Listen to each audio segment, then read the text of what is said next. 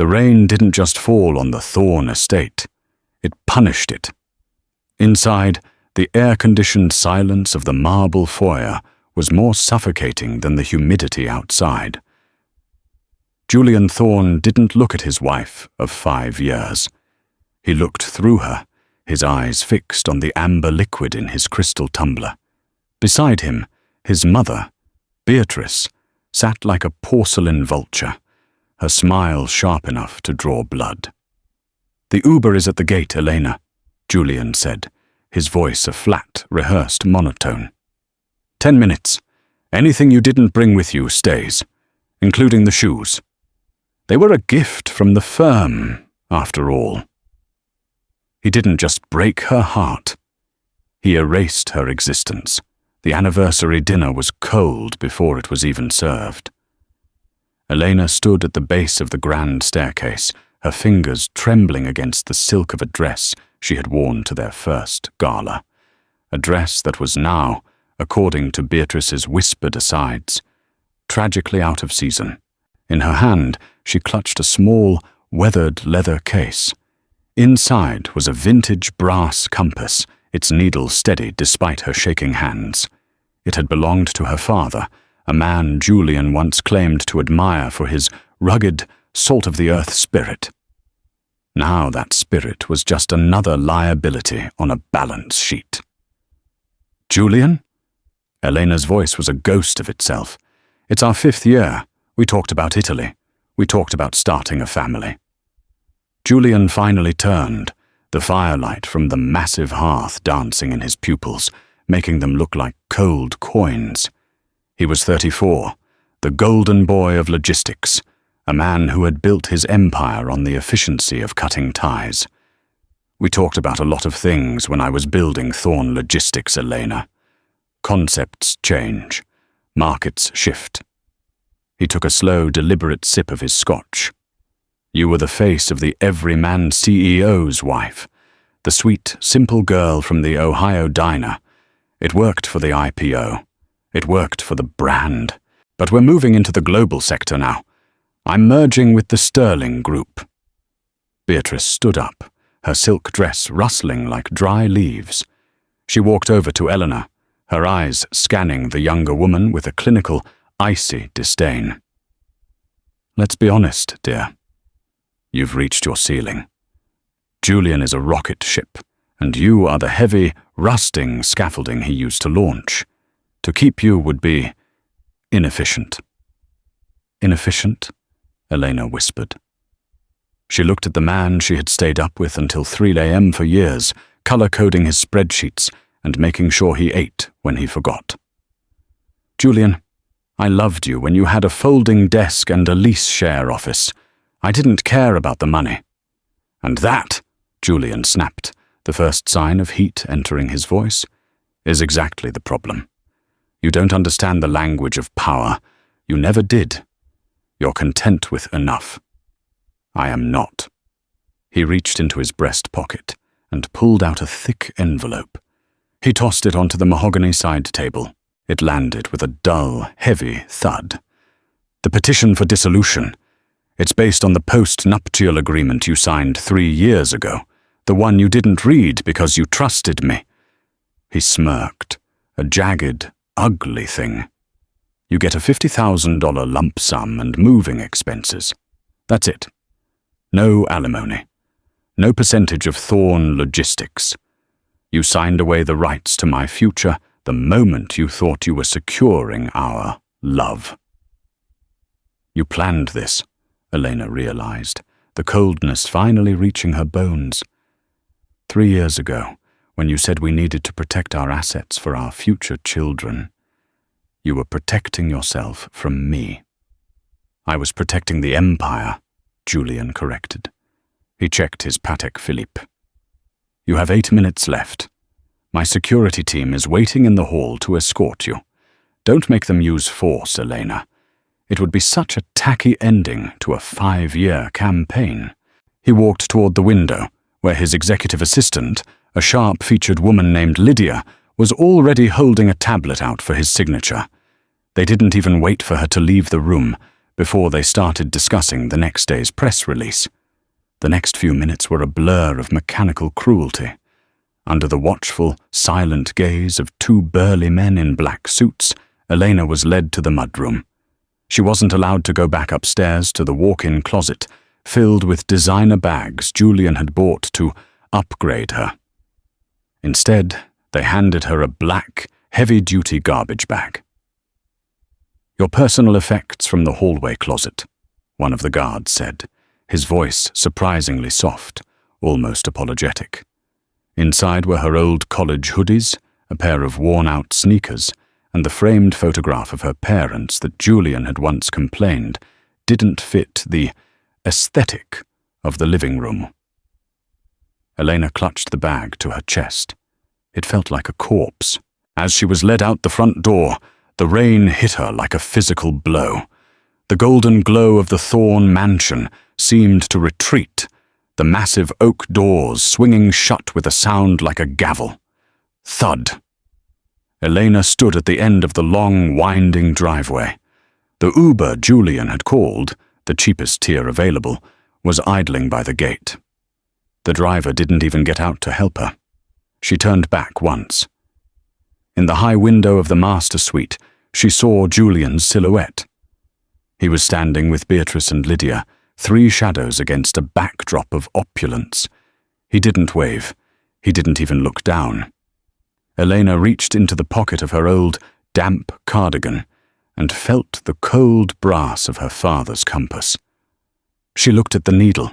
It spun wildly for a moment, confused by the storm, before finally snapping north. She didn't cry. The rain was doing enough of that for her. She pulled out a small, burner phone she had kept in her bedside drawer for years. A phone she had promised her father she would only use if the world she had built ever truly collapsed. She dialed a number that wasn't in any directory. It picked up on the first ring. "Arthur?" Elena said, her voice turning from silk to steel. "The experiment is over. He chose the empire over the woman. Tell grandfather, I'm coming home." The voice on the other end, deep and resonant, didn't sound like a lawyer or a friend. It sounded like an army. "The jet is already in the air, Miss Sterling. Where should we meet you?" Elena looked back at the Thorne mansion, the house where she had been a project, a prop, and a liability. "Meet me at the King County Courthouse in 3 weeks," she said, watching the lights of the Thorne estate flicker in the rain. "I want to see the look on his face when he realizes he didn't just throw out a waitress. He just declared war on the people who own his debt." The Motel 6 on the edge of the interstate smelled of industrial bleach and old cigarettes, a far cry from the sandalwood and expensive jasmine that scented the Thorne estate. Elena sat on the edge of a bed with floral polyester sheets that crunched when she moved. She opened the black garbage bag. Her life, according to Julian, fit inside 30 gallons of plastic. She pulled out the framed photo of her parents. They were smiling in front of a modest bungalow in Ohio, their hands stained with grease from her father's workshop. They had been happy because they had nothing to hide. Julian had called her an orphan, a charity case. He had built a narrative for the press that he was the White Knight who had rescued a girl from the gutters of the Rust Belt. And Elena had let him. She had wanted to believe that, in a world of transactional relationships, someone could love her for the girl who liked old books and burnt toast, not for the name that sat at the top of the S&P 500. A heavy knock at the door startled her. It wasn't the tentative rap of a motel maid. It was the rhythm of authority. Elena opened the door. Standing under the flickering neon sign of the motel was Arthur Vance. He was 70, dressed in a charcoal suit that cost more than the Thorne's entire fleet of SUVs, holding a massive black umbrella. Behind him, a sleek black sedan idled, its engine a low, predatory hum. "Miss Sterling," Arthur said, bowing his head with a respect that felt like a healing balm. Your grandfather is displeased. He wanted to send the private security detail immediately to retrieve the house. I had to remind him that you prefer a more surgical approach. Thank you for stopping him, Arthur, Elena said, stepping back to let him into the cramped room. Arthur's eyes swept over the peeling wallpaper and the stained carpet. His jaw tightened. 5 years, Elena. You lived as a ghost for 5 years to test a man who wasn't worth 5 minutes of your time. I needed to know, she whispered, looking down at the brass compass on the nightstand. I needed to know if love could exist without the sterling shadow. My mother found it. She gave up everything for my father, and she never regretted it for a second. I wanted what they had. Your mother found a lion, Arthur said softly, placing a leather briefcase on the wobbly desk. You found a jackal, and a jackal only bites when it thinks the prey is weak. He opened the briefcase. Inside were documents that would have made Julian's heart stop. Stock certificates, land deeds, and the organizational chart of the Sterling Group. Julian is finalized on the merger with the Sterling Group's subsidiary, Omnicorp, Arthur explained. He's leveraged everything. He's taken out bridge loans, put up the Thorne estate as collateral, and even tapped into his employees' pension funds to ensure he has the liquidity to buy in. He thinks he's joining the gods. He doesn't realize he's just walking into the slaughterhouse. Elena traced the sterling crest on the documents, a silver lion. He thinks I'm going to disappear back to Ohio. He thinks I'm a broken girl with a $50,000 check. He filed the public notice of divorce this morning, Arthur added, sliding a tablet toward her. He's using it as a PR move. The CEO who trims the fat. He's painting you as a gold digger who couldn't keep up with his lifestyle. The tabloids are already picking it up. Elena looked at a headline on the screen. Logistics king dumps waitress wife before billion-dollar merger. The photo they used was from a gala a year ago. She looked uncomfortable, her eyes darting toward Julian for approval, while he looked at the camera with the predatory grin of a man who owned the room. He wants a public show, Elena said, her voice dropping an octave. He wants to humiliate me, to prove to the Sterling board that he's unentangled and decisive. He wants the courtroom to be his stage. Then we give him the stage. Arthur smiled, a cold, sharp expression. I've already contacted Samuel Halloway. He's coming out of retirement for this. Halloway? The Viper of Wall Street? He said he hasn't had a good reason to ruin a man's life in a decade. When I told him the name Thorne, he said he'd do it for the price of a good cigar. Elena stood up, walking to the window.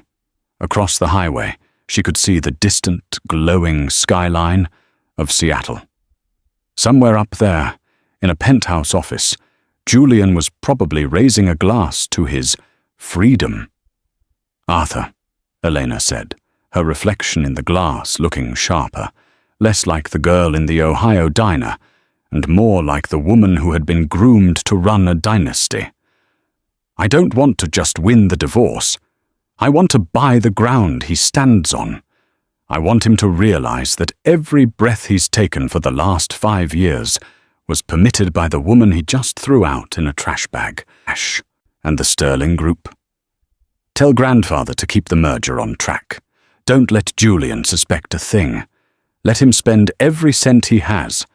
Let him feel like the king of the world, right up until the moment the judge asks for my name. She picked up the compass.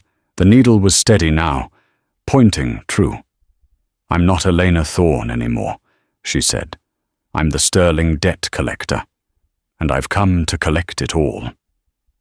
10 days later, Julian Thorne was at the pinnacle of his hubris.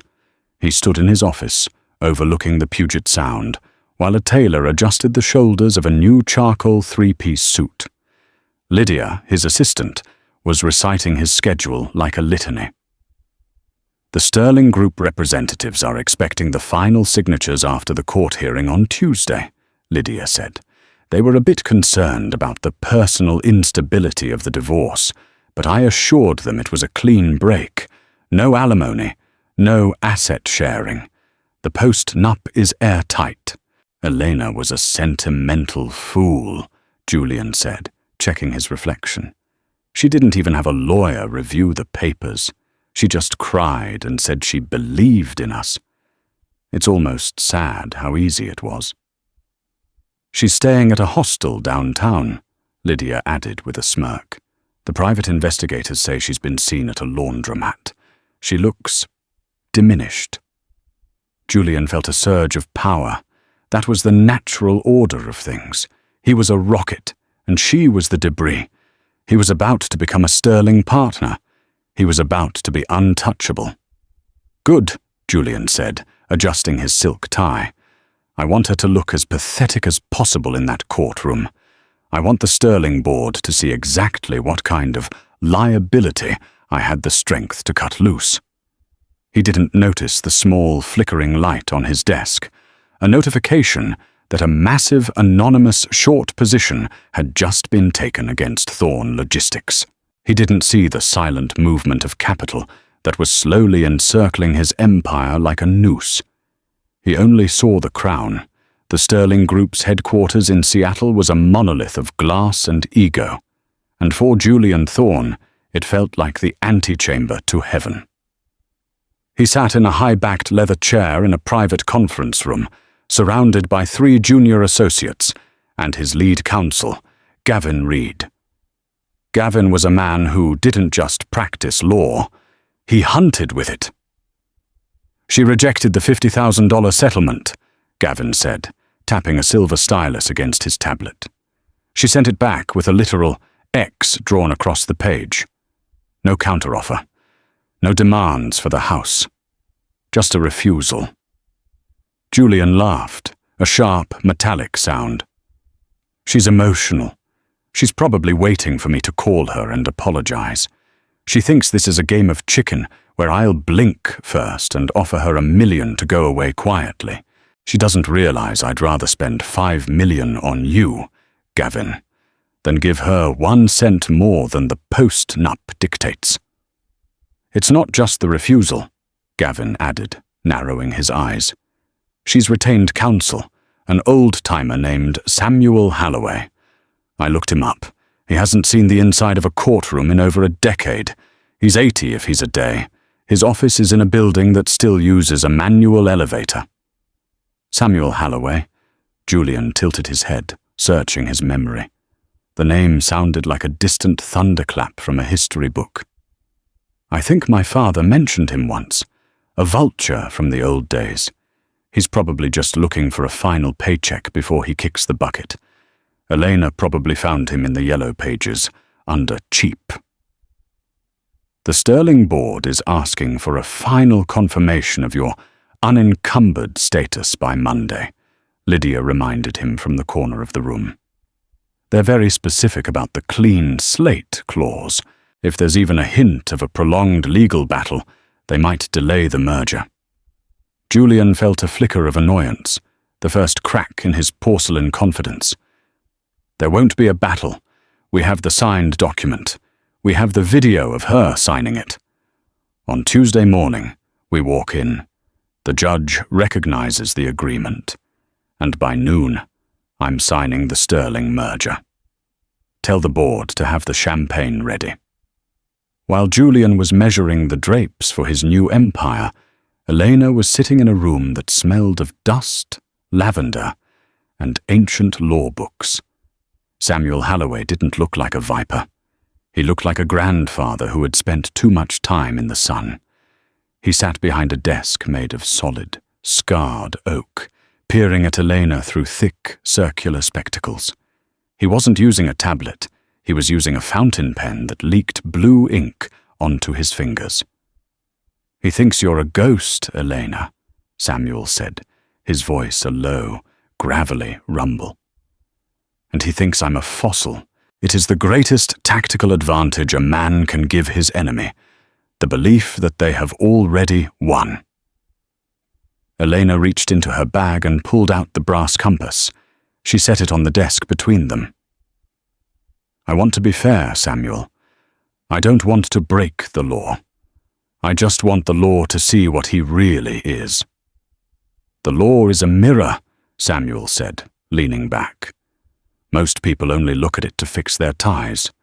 Julian Thorne has spent 3 years hiding assets in shell companies, leveraging employee funds, and optimizing his debt. He thinks he's been clever, but he's built his house on a foundation of sand, and he just invited the tide to come in." Samuel pulled a single sheet of paper from a blue folder.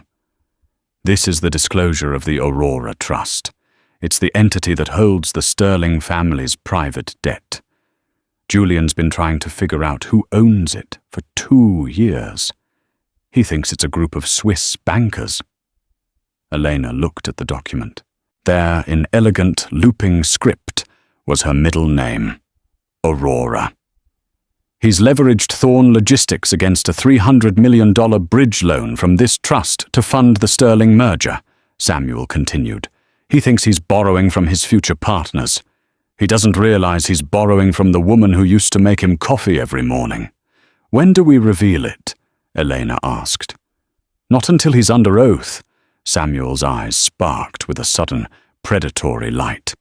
"I want him to lie. I want him to stand in front of that judge and swear that you are a penniless waitress he rescued from the mud. I want him to commit to the narrative of his own greatness." The night before the hearing, the rain finally stopped, leaving Seattle in a cold, shimmering fog. Elena walked past the Thorne estate one last time. She didn't stop. She didn't look at the gates. She just felt the weight of the compass in her pocket. Julian was inside, throwing a small victory dinner for his inner circle. Elena could hear the faint sound of laughter and the clink of crystal glasses echoing from the terrace.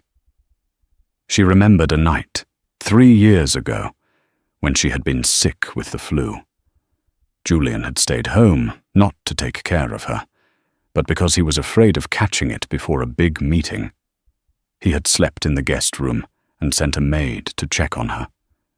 She had told herself then that he was just focused. Now she saw it for what it was, the behavior of a man who viewed people as biological risks or assets. She turned away and headed toward the modest motel where Arthur was waiting. As she walked, she saw a digital billboard for Thorne Logistics. Julian's face was 10 feet tall, glowing with a synthetic, perfected light. "You really should have checked the compass, Julian," she whispered to the empty street. "You've been heading south for a long time."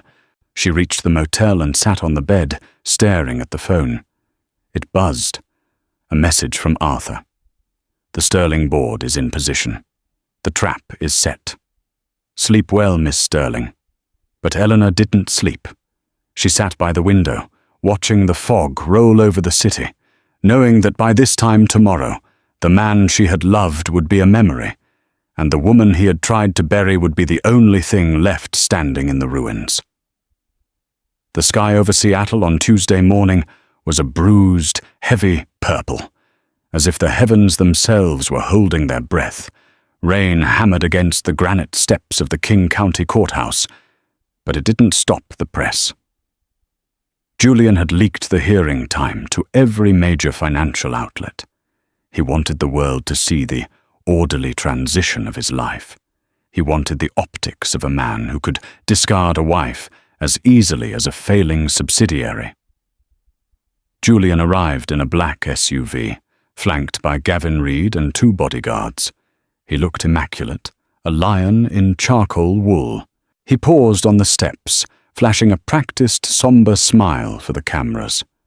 "It's a difficult day," he told a reporter from the Chronicle, his voice pitched for maximum sympathy.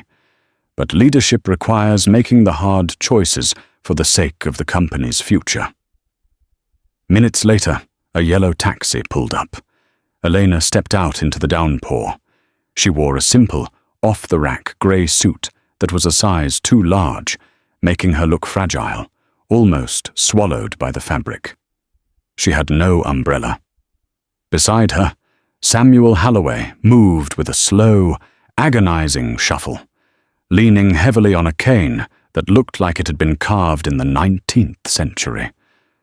The paparazzi barely noticed them. To the lens, they were just background noise in the story of Julian Thorne's ascent. Inside Courtroom 4B, the air was thick with the scent of floor wax and expensive cologne. Judge William H. Harrison, a man with a face like a mountain and a reputation for hating time-wasters, sat behind the high mahogany bench. Case 49-201, the bailiff intoned. Thorne versus Thorne. Gavin Reed stood up first. He moved with the oily grace of a man who had never lost. Your Honor, this is a straightforward enforcement of a post-nuptial agreement.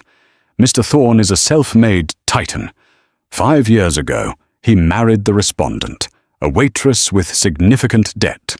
During the marriage, he generously settled those debts. However, a clear, signed agreement exists. Mrs. Thorne receives a $50,000 settlement, and the marriage is dissolved. No alimony. No discovery of corporate assets. Gavin tossed a document onto the clerk's desk. The signature is verified. The terms are absolute. Judge Harrison peered over his spectacles at Elena. Mr. Halloway, does the respondent contest the validity of the signature? Samuel Halloway stood up slowly. He fumbled with his glasses, dropping them once, then twice. He seemed to be struggling with the clasp of his battered briefcase. Julian leaned over to Gavin and whispered, "He won't last the hour. This is a joke." I'm sorry, Your Honor," Samuel rasped, his voice thin and wavering. "My eyes aren't what they used to be. We do not contest the signature. No. The signature is quite real." Julian's mother, Beatrice, let out a soft, sharp titter from the front row. Julian relaxed, crossing his legs. It was over. "However," Samuel continued, suddenly standing a little straighter, the tremor in his hand vanished. "We do contest the context of the agreement. You see, the document states that both parties leave with what they brought into the marriage and what they acquired independently through inheritance or trust. Is that correct, Mr. Reed?" "That is the standard language, yes," Gavin snapped, looking bored. "But the respondent brought in nothing but student loans and a collection of paperback novels." Samuel walked toward the witness stand where Julian had been called to testify.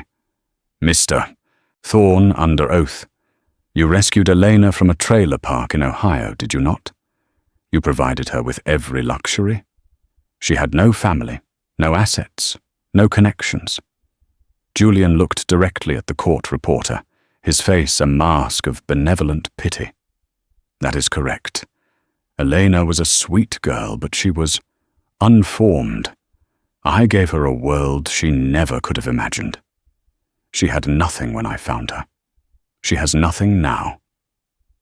"And the Aurora Trust?" Samuel asked, his voice suddenly dropping into a resonant, dangerous register. "The trust that currently holds the $300 million bridge loan for your merger with Omnicorp. Surely you've done your due diligence on who owns that." Julian's brow furrowed. "That is a private blind trust. It's a group of international investors. It has nothing to do with this divorce." "It has everything to do with it," Samuel said.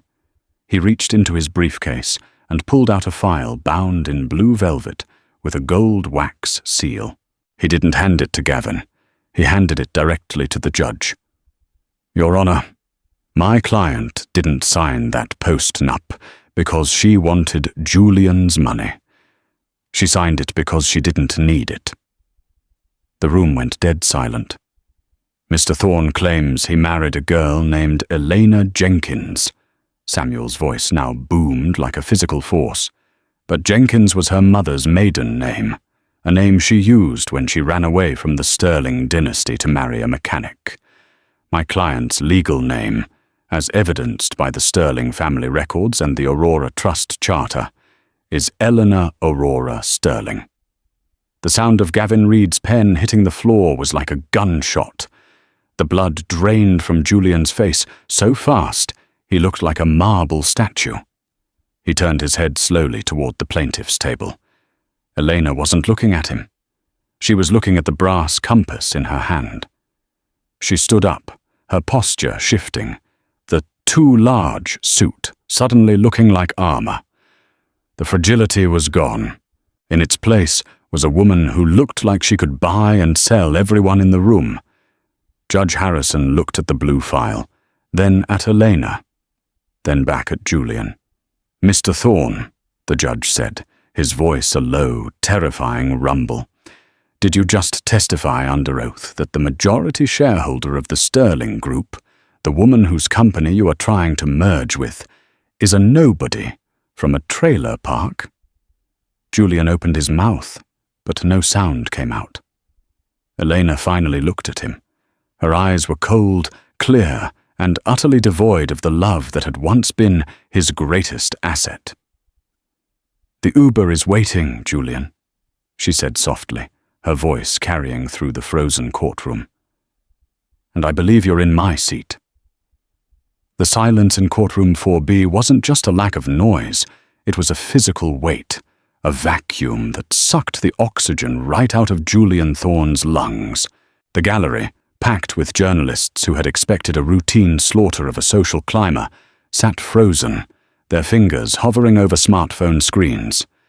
Gavin Reed was the first to move. He didn't object. He didn't stand. He simply leaned back, his face turning a sickly shade of grey as he looked at the blue velvet folder on the judge's bench. He knew that seal. Every high-stakes lawyer in the country knew the Sterling seal. It didn't represent money. It represented the source of money. "Your Honor," Gavin's voice was a pathetic squeak. There must be a misunderstanding of identity. My client married Elena Jenkins. We have the marriage license. You have the license of a woman who chose to live without a shadow," Samuel Halloway interrupted, his voice now a rich, commanding baritone that filled every corner of the room. He stood tall, the cane hooked over his arm, no longer a prop for a frail old man, but the scepter of a victor. "My client, Miss Sterling, spent 5 years conducting a private census of your client's character, Mr. Reed. She wanted to know if Julian Thorne was a man of substance or a man of optics." Samuel walked to the center of the floor, his eyes locking onto Julian, who was still slumped in the witness chair, looking as though he had been struck by lightning. "The post-nuptial agreement," Samuel continued, "is, as you said, absolute. It protects the assets brought into the marriage.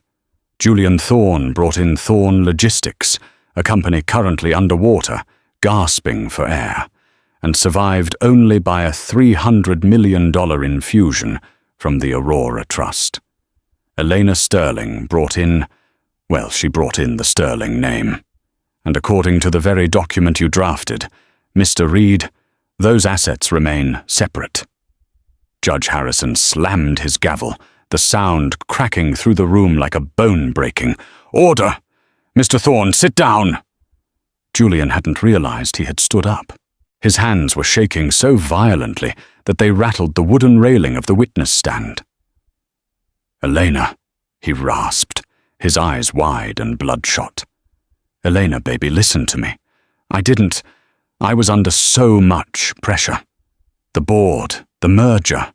I was doing it for us, to build something for our kids." Elena finally looked at him. She didn't look angry. She looked at him with a profound, quiet pity that was far more devastating than rage. She reached into her pocket and pulled out the brass compass. She didn't look at the needle, she looked at Julian. "The kids we never had because you said they were a resource drain," Elena asked quietly.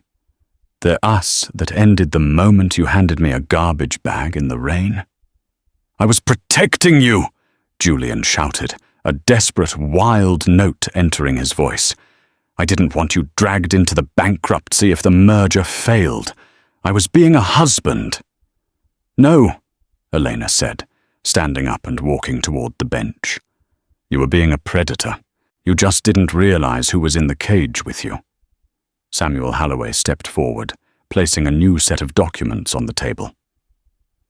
Your Honor, because Mr. Thorne has admitted under oath today that he entered into this divorce under the pretense that his wife was a destitute liability, and because he has consistently misrepresented his company's solvency to the Sterling Board, we are filing a motion for the immediate seizure of all collateral tied to the Aurora Trust bridge loan. Seizure? Gavin Reed jumped up, his professional mask slipping. That's $300 million. That's the entire company. That's the Thorne estate. Actually, Samuel said with a shark-like smile, it's everything. The house, the cars, the stock, and even the clothes Mr. Thorne is currently wearing, as they were purchased with a corporate expense account currently in default. Clause 14 of your own contract, Gavin. The bad faith clause. You really should have read it more carefully.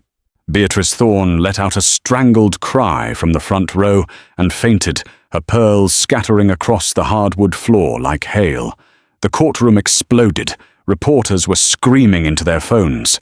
The bailiff struggled to maintain a perimeter as Julian lunged toward Elena, his face twisted in a mask of primal terror. You can't do this, Julian screamed, his voice breaking. I built Thorne Logistics. It's my name. It's my life. It was a house of cards, Julian, Elena said, her voice steady and clear above the din. And you invited the wind in. Judge Harrison banged his gavel repeatedly. I am granting the motion for immediate financial discovery and the freezing of all Thorne assets. Court is in recess for 1 hour. Mr. Thorne, do not leave this building. Bailiffs, escort the respondent to the consultation room. As the guards moved in, Julian looked at Elena one last time. He looked small. For the first time in his life, the golden boy looked like a man who had finally run out of light. Elena didn't watch them lead him away. She turned to Samuel, who was calmly packing his briefcase. Is it done? She asked. The papers are being served to his board as we speak, Samuel said. By the time you walk out of this courthouse, Thorne Logistics will be Sterling North. You own it all, Elena. Elena looked down at the compass in her hand. The needle was pointing north, steady and true. She felt a strange, hollow sensation in her chest, not the triumph she had expected, but a quiet, somber peace. The war was over, but the landscape was changed forever. Arthur is waiting at the side exit, Samuel added softly. The press is at the front. What do you want to do? Elena straightened her shoulders. She looked at the door Julian had disappeared through, then toward the light of the hallway. I'm done hiding, she said. Let's go out the front. The hallway of the King County Courthouse was a sea of flashing white light. As the heavy doors of Courtroom 4B swung open, Elena didn't flinch. For 5 years, she had lived in the periphery of Julian's spotlight, a shadow designed to make him look brighter. Now, the lenses pivoted. The microphones, once aimed at the logistics king, now sought the sterling heir. She walked through the chaos with a grace that wasn't taught in charm schools, but forged in the quiet confidence of knowing exactly who she was. Beside her, Samuel Halloway moved like an iron pillar, his cane clicking rhythmically against the marble floor. Miss Sterling, is it true you've been living in a motel? Elena, will you be dissolving Thorne Logistics immediately? She didn't answer. She didn't have to. The power had already shifted. The questions themselves were the victory. She stopped at the door of the small, glass-walled consultation room where Julian was being held. The two bailiffs looked at her with newfound deference. 5 minutes, Elena said. Just him and me. The bailiff stepped aside. Elena entered the room and closed the door, cutting off the roar of the press. Julian was pacing the small space like a caged animal.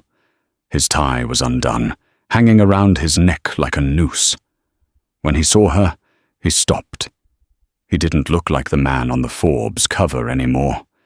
He looked like a man who had seen a ghost and realized it was the one holding the keys to his coffin. "Elena," he started, his voice cracking. He tried to straighten his jacket, a reflex of a man who believed a suit could hide a hollow soul. "Look, I know things looked bad in there. But we can fix this. You and me. Think about the synergy. Thorne and Sterling. We'd be the most powerful couple in the country. I was testing the waters. I had to show the board I was tough." Elena stood by the door, her hands folded over the brass compass. She watched him with a clinical detachment. "You threw me out in the rain, Julian. You gave me a trash bag and told me I was an anchor." Julian took a step toward her, his eyes wild with a desperate, frantic charm. "It was a play, a strategic move.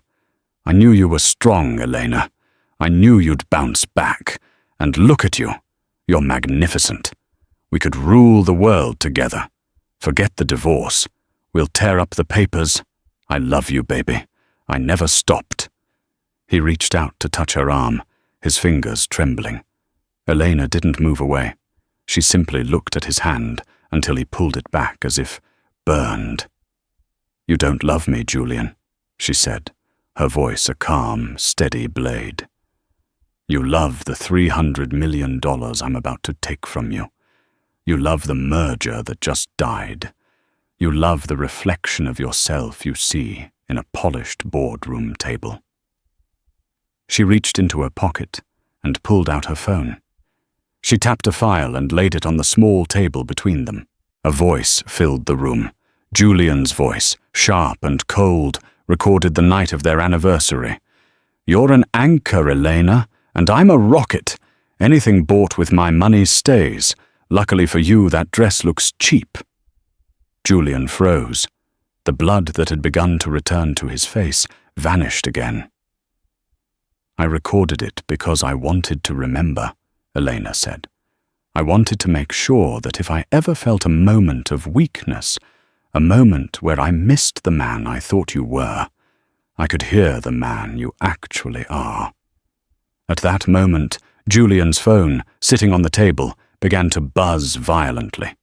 The caller ID read, "Chairman of the Board." Julian looked at the phone, then at Elena. His hand shook as he answered. He put it on speaker, his ego unable to fathom a world where he wasn't in control. "Hello? Marcus. I'm just finishing up in court. We had a small—" "Don't bother coming in, Julian." The voice on the other end was ice.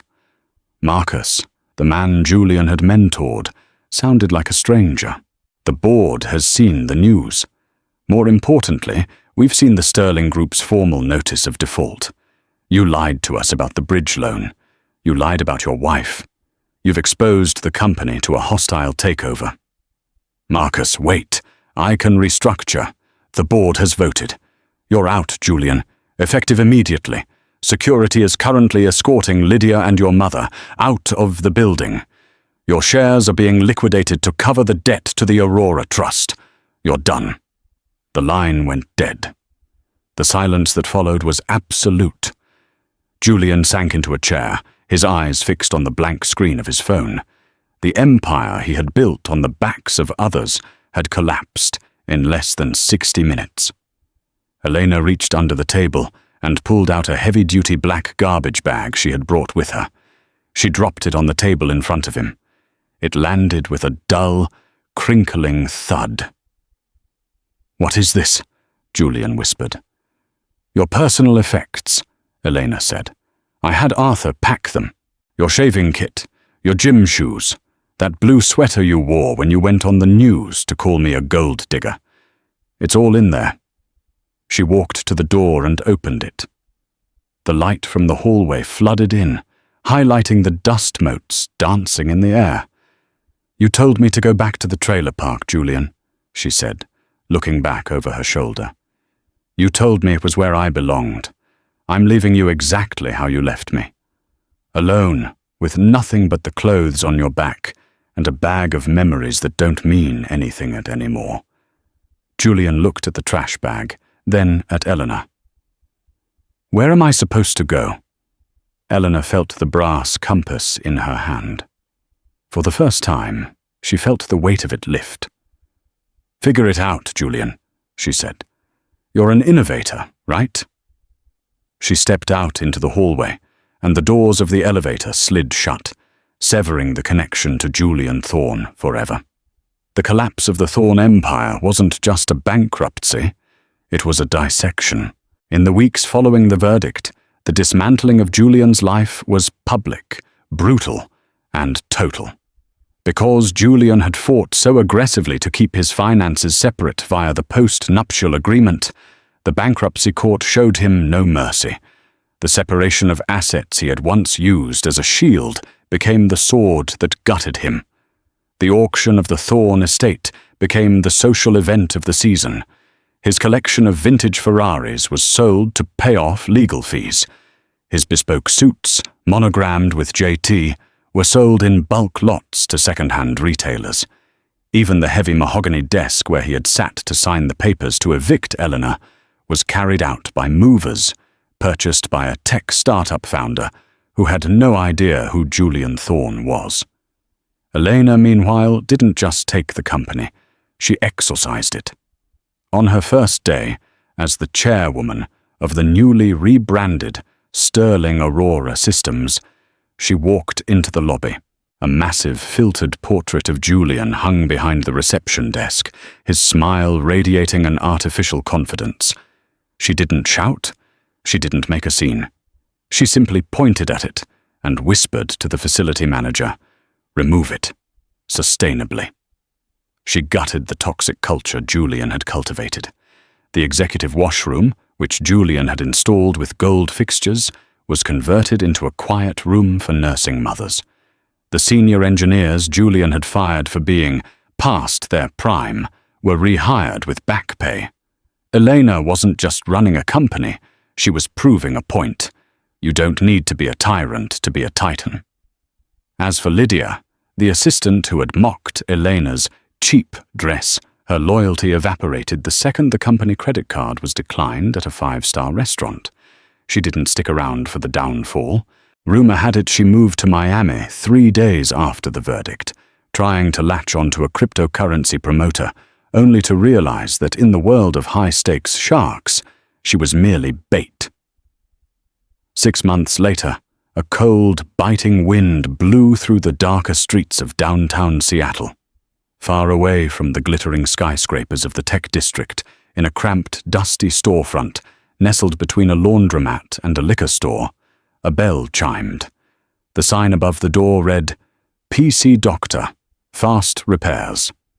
Inside, the air smelled of stale coffee and burning solder. "I said I need it by noon, buddy," a customer shouted, slamming a cracked iPad onto the glass counter. "My kid needs it for school. Stop wasting my time." Behind the counter sat a man in a faded blue polo shirt. His name tag was slightly crooked. It read, Richie. Julian Thorne looked 10 years older. His hair, once perfectly coiffed, was thinning and grey at the temples. The confident, shark-like glint in his eyes was gone, replaced by the dull, flat look of a man who was simply trying to get through the hour. "I'm working on it as fast as I can," Julian said, his voice quiet. He picked up a tiny screwdriver, his hands shaking slightly, a tremor that had developed after the stress of the bankruptcy. "Yeah, well, work faster," the customer sneered, scrolling through his phone. "It's not rocket science. You're just fixing a screen." Julian didn't reply.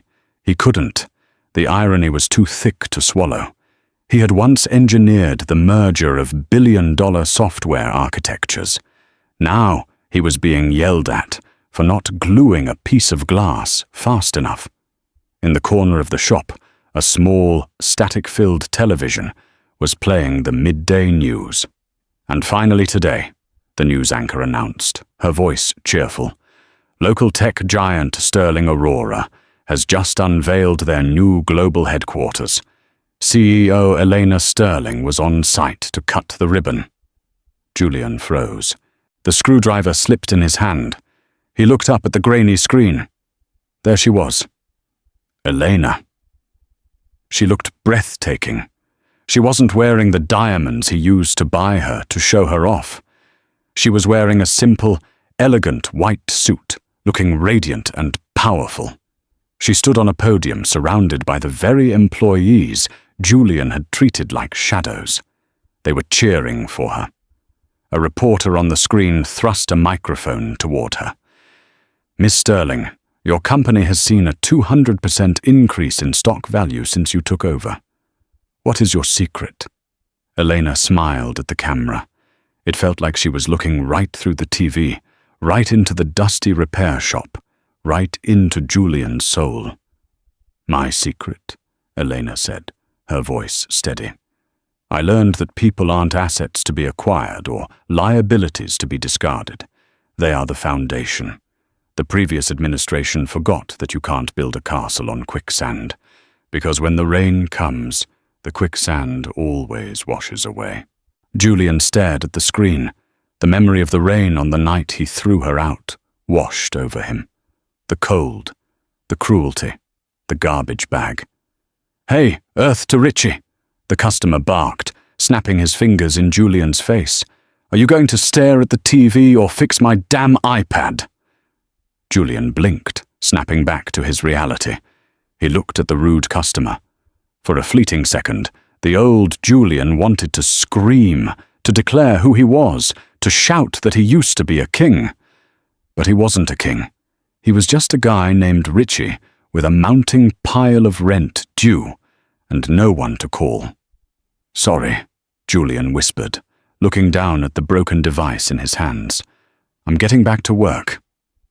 A week after the ribbon-cutting ceremony, Elena did something she hadn't done in 6 years.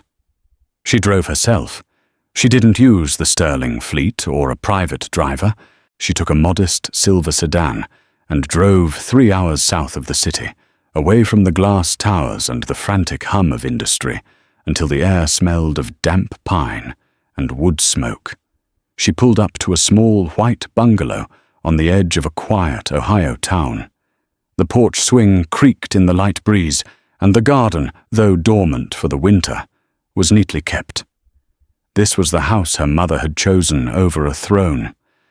This was the place where Eleanor Jenkins had learned that a person's value wasn't measured by the height of their building, but by the depth of their roots. Elena sat on the porch steps, the cold wood firm beneath her. In her hand she held the brass compass. She thought about Julian, not with the sharp, jagged edge of vengeance, but with a quiet, somber understanding. She realized now that she hadn't destroyed him. She had simply removed the armor of her own grace and let him be exactly who he was. Julian's tragedy wasn't that he had lost his money. It was that he had never possessed anything else. He had confused net worth with self-worth, never realizing that the trash he discarded was the only thing holding his world together. She stood up and walked to the small oak tree in the center of the yard, the one her father had planted the year she was born. Beneath its roots, she dug a small hole in the rich, dark earth. She placed the compass inside. "I'm home, Dad," she whispered. "The needle is steady." She covered the brass with soil, patting it down until the ground was level again. She didn't need the compass anymore. For the first time in her life, she wasn't looking for a direction provided by a name, a husband, or a dynasty. She was her own true north. As the sun began to set, casting a long, golden glow over the Ohio fields, Elena walked back to her car. The storm had long since passed, and the air was crisp and clear. She looked up at the sky, seeing the first faint stars beginning to poke through the twilight. She felt light. She felt authentic. She felt, finally, like a woman who had nothing left to hide and everything to give.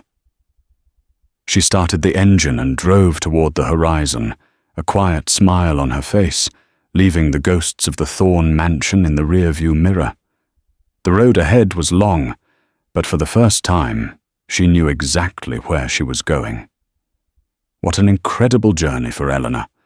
Her story serves as a powerful reminder that while people can take your title, your home, or your money, they can never take your dignity unless you let them. Julian Clark made the fatal mistake of stepping on the very person holding the ladder, only to realize too late that the view from the top is very lonely when you're there for the wrong reasons. What do you think? Did the punishment fit the crime? Or should Elena have shown Julian a bit more mercy in the end? Let us know your thoughts in the comments below. If you enjoyed this story of resilience and sweet revenge, make sure to hit that like button. Share this video with someone who needs a reminder of their own worth, and subscribe to the channel. Don't forget to ring the bell so you never miss our next cinematic tale. Thanks for watching, stay humble, and we'll see you in the next one.